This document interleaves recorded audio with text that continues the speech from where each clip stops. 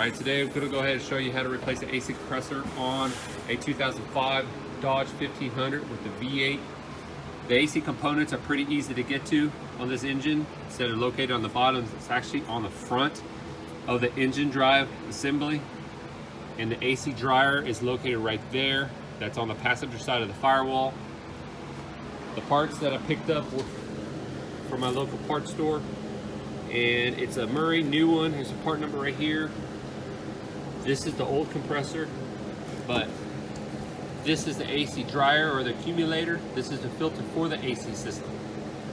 You're going to need both of these to ensure a clean filtration within your air conditioning system. If you got an orifice tube, it's recommended you replace that as well. And this is a bottle of PAG oil that's used for the AC compressor. This oil needs to be put in the compressor before the hoses are put back on and the system is charged. So back over here, what I did was, if your system is full of Freon, it's recommended you take it to a local shop so they can go ahead and vacuum it out before you go ahead and start removal of this. So that way that the 134A that's actually in the system is pulled out and ain't got to worry about it blowing in your face or evaporating into the environment. But the AC compressor, it's actually, you're going to use a ratchet and get on the tensioner down here. It's located right there, right here.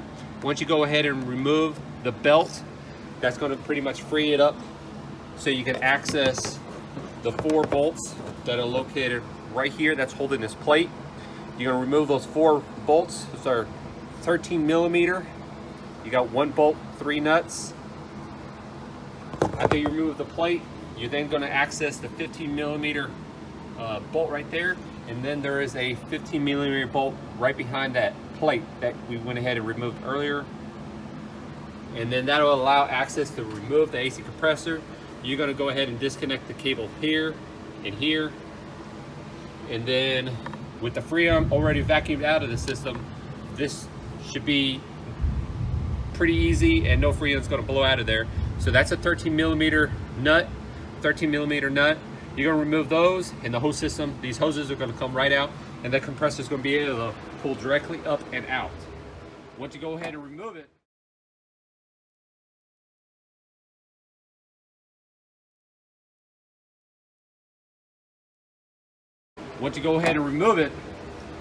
these hoses have gaskets. You got an O-ring on both of them and 2 gaskets. That AC compressor comes with a new O-ring, 2 new O-rings, and 2 washers that are similar to these. They have to be installed on these hoses before installing on the new compressor. So before doing so, you want to also ensure you go ahead and pour the PAG oil, the recommendation PAG oil for the AC compressor, which is PAG 46. And then you could go ahead and put the new gaskets in and tighten her down. And then tighten all the bolts back down to hold the compressor, and then put the belt back on. Again, this is 15 millimeter, 15 millimeter, and then you have 4 13 millimeter bolts and nuts on the side. These 2 are 13 millimeter, 2 connectors. Over here is a different story. On your dryer, you're going to remove your lock clip right here. You got another lock clip right there. And this system, these hoses are connected, held on, but nothing more than a little bitty, like a slinky that's held on inside of these. And it requires a special tool to remove that slinky and expand it out. You can also purchase it at your local parts store, but it looks something similar to this.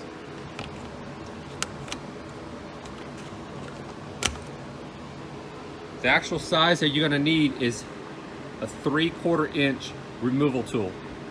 And what this does is you pretty much remove these brackets like so, and this tool slides around here and gets pushed into this deal, which expands that little bitty slinky inside like that. Then this hose is going to pop right out. There's nothing else that holds it besides that little slinky and that little clip. The little slinky looks like this little guy right here. You're gonna pretty much expand that little guy out, and that's gonna unlock that hose. And once you go ahead and unlock it, you're gonna gently tug on it and it's gonna slide right out. That goes the same for this back one. But this back one cannot be pulled until you removed both 10mm bolts. You can see them. There's a 10mm bolt right there, and then there's one right down at the bottom. I'm pointing at it right there. You remove those 10mm bolts, this is going to become free. You do the same with the backside, and this guy's going to just give it a slight tug and it should pull directly back out. Once you pull it out, you're going to have your new one. The O-rings should already have grease or lubricant on it from the manufacturer. I usually put WD-40 on there, and it's going to slide right back in there. There's going to be 2 brand new slinkies in the new one, 2 brand new ones, and you're going to hear it click. Once it clicks, you put the locking clip back on. Same with the front. They do nothing more than snap in. Once you pop your hose on, that locks back in place, and then you're secured and sturdy. Then you're going to tighten up those 2 10mm bolts down there. Once you do that, your AC accumulator is now installed. Your AC compressor is now installed. And then you could go ahead and rent a vacuum pump from your Riley's along with the gauges if you want for to ensure you clean your AC system, and you can check to see if you have any leaks. If you don't have a leak, you can proceed forward and go ahead and start with the charging system or charge it. Okay, as far as the AC system, this is R134A AC refrigerant factory charge. Of course, you could buy your refrigerant in little cans like this from your local parts store. This is 12 ounces. But when I go ahead and charge the system, I always start it with a can of stop leak refrigerant 134A. So if there's any leaks possible, this will catch it, and then I will complete the charge with a can of Freon behind it. Remember, this one shows to be 26 ounces. So 26 ounces is what you're going to need to put into this vehicle to fully charge to a factory spec.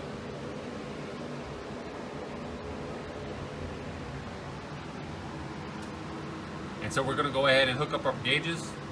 It's your low. This needs to be hooked on your high. Low. The low side is it's always on your dryer, around your dryer, and then your high side is going to be around your AC condenser that's located on the front. It's your condenser right here. So we're going to go ahead and remove the caps, hook the gauges up, and we're going to go ahead and start the charge. And finished installing the 134A with the stock leak, and went ahead and popped in another full can that's 24 ounces. The recommended Freon, again, for factory spec is 1 pound 10 ounces. That's 26 ounces of Freon. And have the gauges hooked up, and it's hooked in the 40 on the low side. And the high side fluctuates around 225, 250. I went ahead and check the inside. And it's blowing real nice, real nice.